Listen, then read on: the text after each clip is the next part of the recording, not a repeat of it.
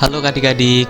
Nah, kali ini kita akan mengerjakan soal-soal tentang keuntungan dan kerugian. Nah, ini materi aritmatika sosial ya, di kelas 7 semester 2. Nah, nanti silahkan adik-adik untuk setiap soal coba di pause dulu, dikerjakan dulu ya.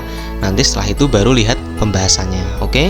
Nah, oke. Di sini kita langsung ke soal yang pertama ya. Di sini seorang pedagang sayuran mengeluarkan Rp1.500.000 untuk menjalankan usahanya. Jika pada hari itu dia mendapatkan keuntungan sebesar 200.000, maka besarnya pendapatan yang diterima pada hari itu adalah, nah di sini pendapatan itu kalau kondisinya itu adalah untung, berarti gimana hitungnya? Nah, pendapatan itu berarti modal ditambah untungnya ya. Nah, berarti di sini modal M ya, saya tulis M, modal ditambah untungnya.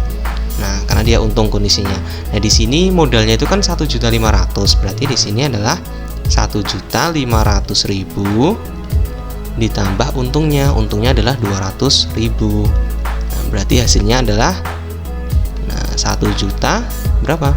700.000 rupiah. Jadi pendapatan pedagang itu pada hari itu adalah 1.700.000 rupiah. Oke, paham ya adik-adik? Selanjutnya lanjut ke soal yang kedua. Seorang pengusaha mengeluarkan 1 juta rupiah untuk menjalankan usahanya. Jika pada hari itu dia menanggung kerugian sebesar 250.000, maka besarnya pendapatan yang didapatkan pada hari itu adalah, nah berbeda dari soal yang pertama tadi, di sini kondisinya adalah rugi. Nah, kalau rugi gimana? Berarti pendapatan saya tulis P gitu ya. Pendapatan berarti kalau rugi kan berarti modal dikurangi rugi. Ruginya berapa gitu. Nah, modalnya di sini 1 juta. Nah, 1 juta terus ruginya 250.000. Nah, berapa coba 1 juta kurangi 250.000? Iya, benar, 750.000. Jadi pendapatan pengusaha itu adalah 750.000 rupiah. Nah, gampang ya. Lanjut ke soal yang ketiga. Nah, di sini ada penjual kerupuk. Nah, seorang penjual kerupuk mengeluarkan modal sebesar 1 juta rupiah untuk menjalankan usahanya.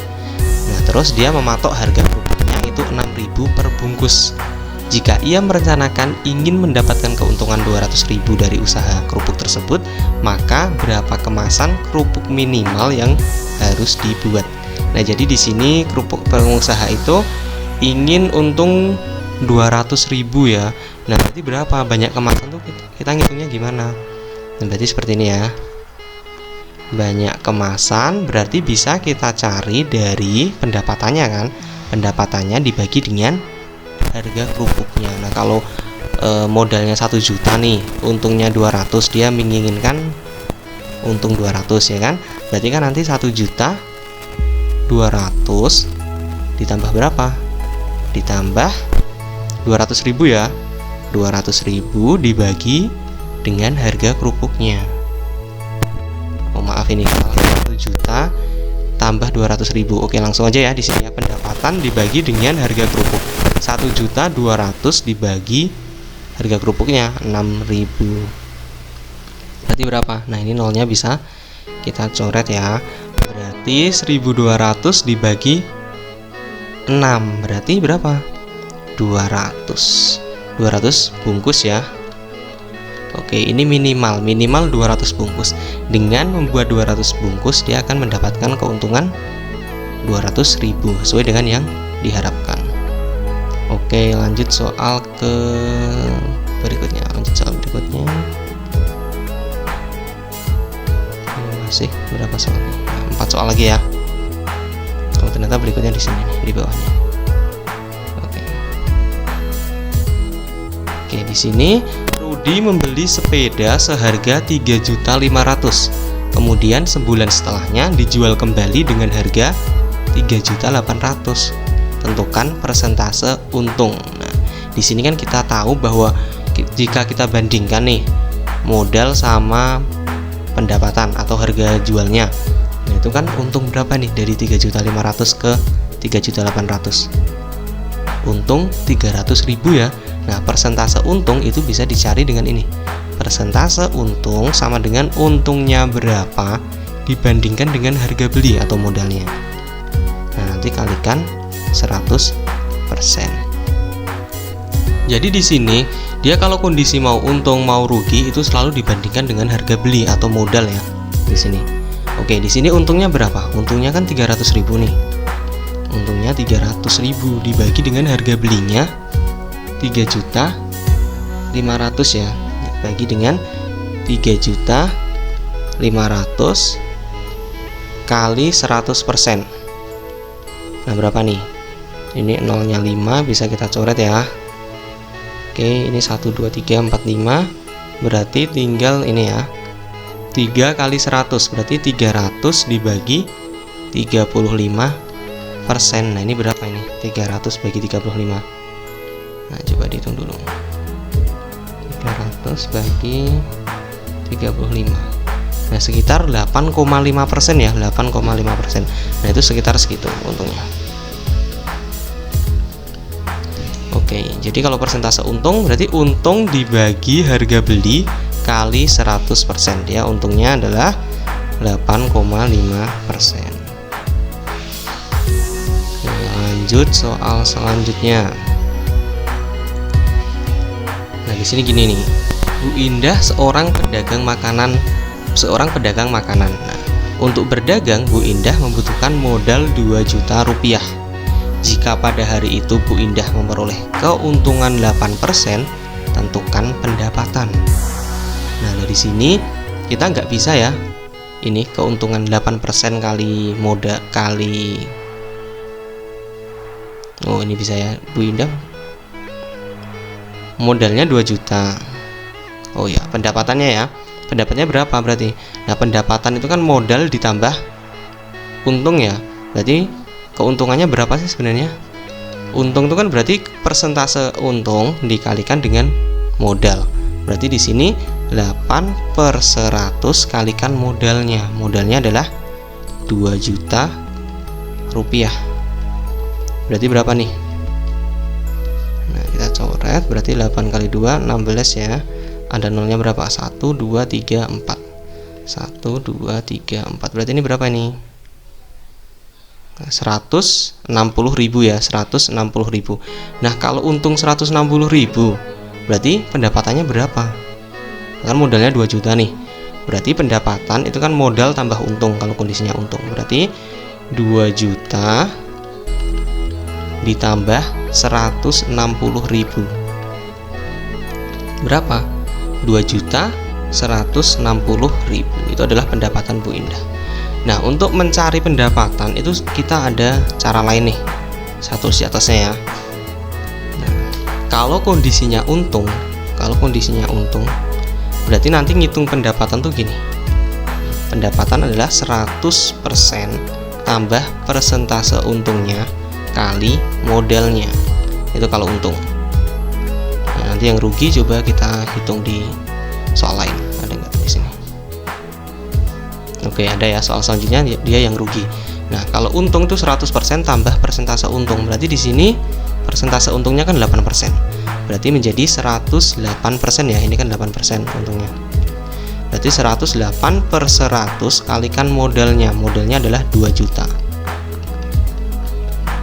Nah, berarti berapa ini? 108 kali 2 kan berarti 2 juta 160 ya, sama juga ya. Di sini jawabannya sama juga. Ini hasilnya juga 2.160.000. Nah, adik-adik boleh menggunakan cara yang pertama yang kita ngitung untungnya berapa dulu, terus nanti baru ditambah modal, atau langsung ini, atau pakai cara yang kedua ini. Jadi langsung tahu pendapatannya. Bebas ya, hasilnya juga sama. Oke, selanjutnya Bu Sari seorang pedagang makanan. Untuk berdagang Bu Sari membutuhkan modal 1 juta. Jika pada hari itu Bu Sari mengalami kerugian 5%, berapa pendapatannya? Nah, kita bisa menghitung ruginya dulu. Rugi berapa sih Bu Sari itu 5% tuh? Nah, ini 5% dari modalnya, dari modal. Dan modalnya itu kan 1 juta.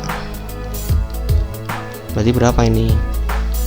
50.000 ya. Jadi ruginya 50.000. Nah kalau rugi 50.000 terus pendapatannya berapa? Nah kalau rugi kan dikurangi ya, berarti 1 juta dikurangi 50.000, berarti hasilnya 950.000. Kita bisa menggunakan cara yang kedua. Cara yang kedua itu juga langsung ya di sini.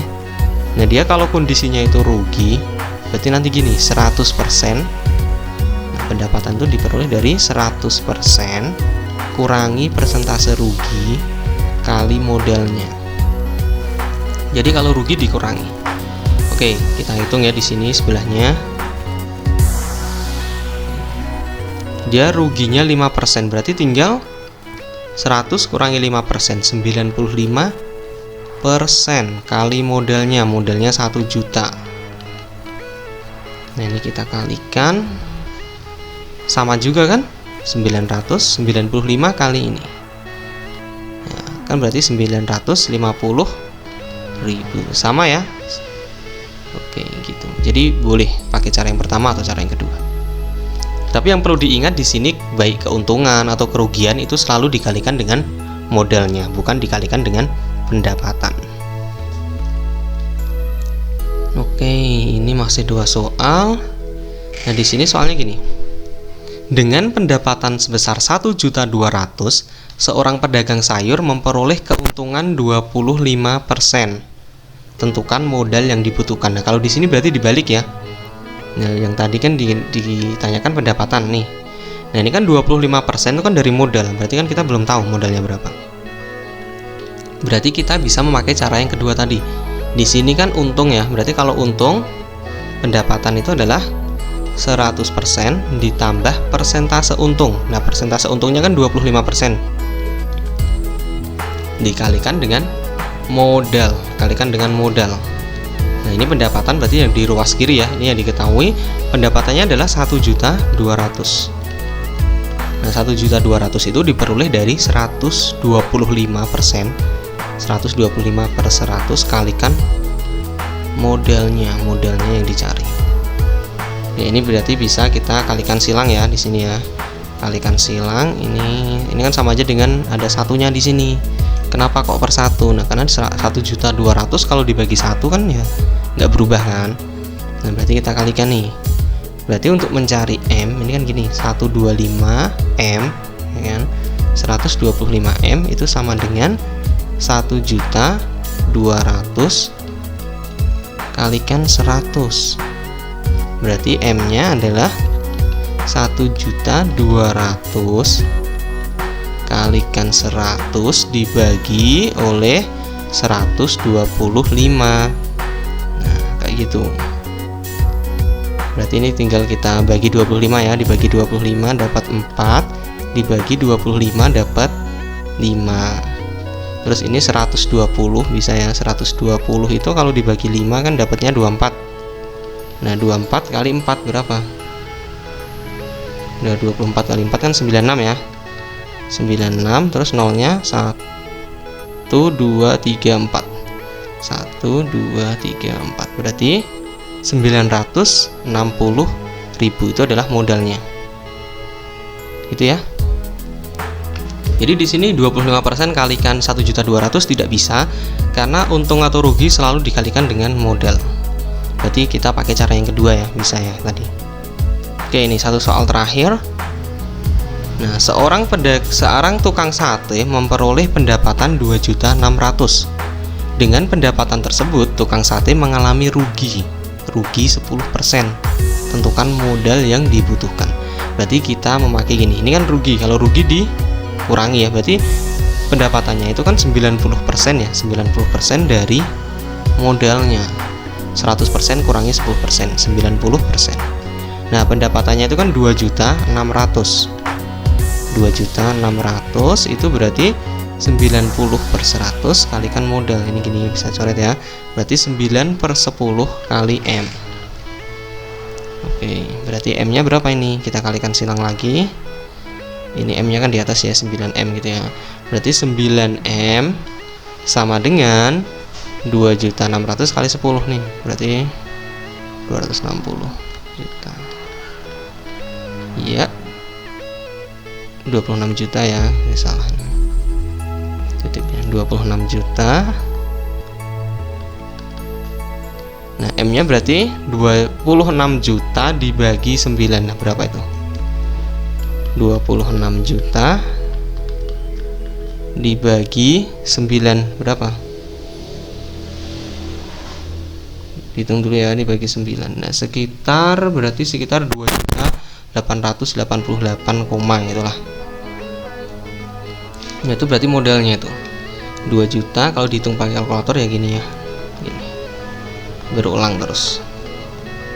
8888 terus, berarti kita bisa bulatkanlah sekitar 2.889.000 lah. 2.890.000. Nah, salah nih gitu nih. 2.889.000 rupiah. Nah, ini adalah modalnya.